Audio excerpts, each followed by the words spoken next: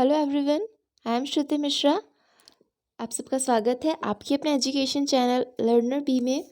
तो आज हम सीखने वाले हैं क्लास 10 का जो फर्स्ट पोएम है, that is dust of snow. इसको आज हम पढ़ेंगे, जिसके ऑथर हैं रॉबर्ट फ्रॉस्ट। ओके, सो बहुत ही छोटी सी पोएम है, लेकिन ये हमको कुछ सीख भी देती है और है सिलेबस में, इस वजह से कवर करना बहुत ज़रूरी है। तो starting from the first line. Okay. The way a crow shook down on me, the dust of snow from a hemlock tree. तो यहाँ पे सीन क्या है कि एक हेमलॉक ट्री है और पोइट वहाँ से गुजर रहे हैं या वहाँ पे खड़े हैं, वो पर्टिकुलर नहीं दिया, बट पोइट वहाँ पे हैं, मौजूद है वहाँ पे।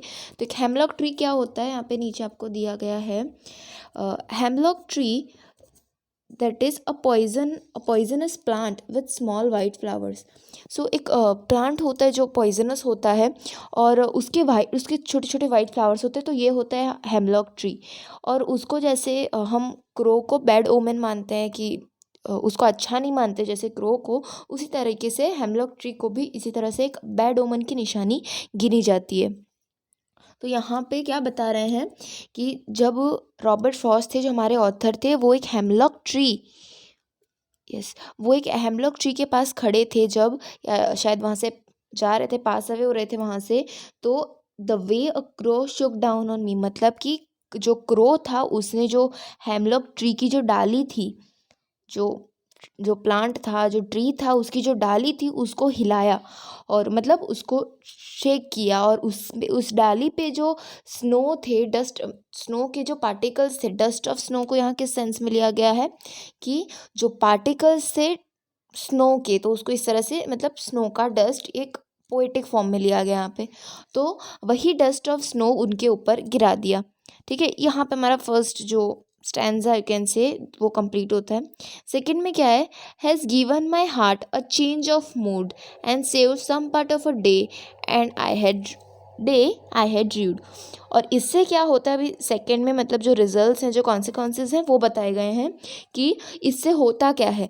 तो उनका बताया गया कि उस दिन उनका मूड शायद अच्छा नहीं था, वो स्ट्रेस थे, उनको कुछ अच्छा नहीं लग रहा था, मतलब वो उनका बुरा दिन था। लेकिन वो जो डस्ट जो था स्नो का, वो जब उनकी बॉडी पे गिरता है थ्रू किसे, एक क्रो की वजह से, जो कि एक हेमलॉक ट्री पे से गिराता है, उसकी वजह से क्या होता है, given my heart a change of mood. मतलब उनका जो मूड है, उनका जो भी, मतलब कहते हैं ना कि वो मूड किस प्रकार का है इस अभी, तो वैसा उनका जो मूड था वो चेंज किया।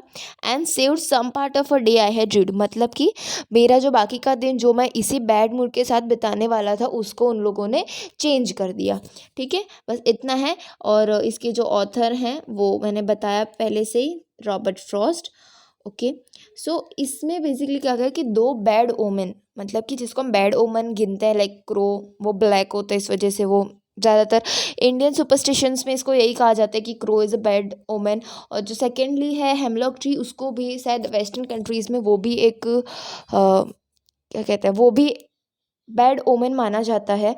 लेकिन यहाँ पे इसको पोइट रॉन्ग प्रूफ करके क्या हमको बताते हैं कि इन्हीं दो बैड ओमन वाली चीज़ों ने मेरा जो बाकी का दिन, जो मैं अपने बिगड़े हुए मूड की वजह से शायद नहीं एंजॉय कर पाता, वो मैंने कर लिया।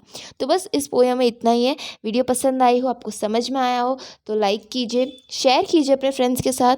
और अगर कुछ ना समझ में आया हो तो आप कमेंट करके पूछ सकते हैं। और सब्सक्राइब भी कर दीजिएगा, बेल आइकन भी हिट कर दीजिएगा। Thank you.